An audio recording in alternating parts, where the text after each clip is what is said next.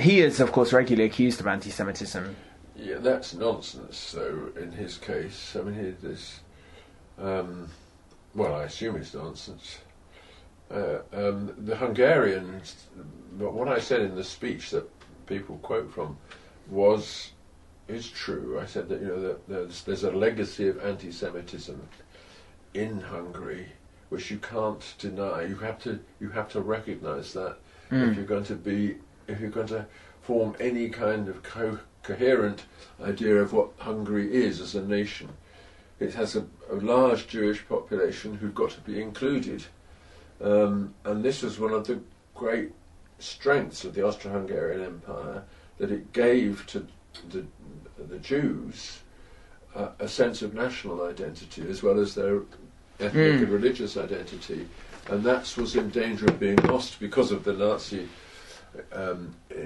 takeover and and then the communist takeover, which was also all part of that.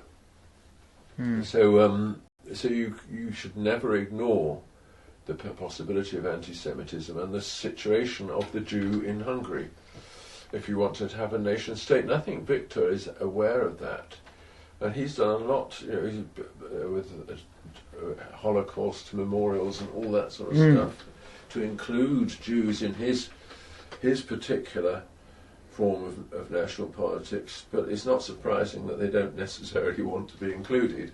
Yes. And it's not surprising if they join up with Soros's transnational campaign against Orban.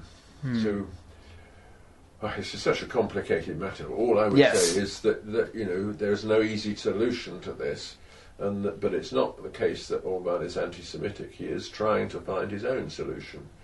Yes. And if you had a political movement in Hungary which excluded the Jews in some way, you'd be damn foolish, because they're the ones with the minds.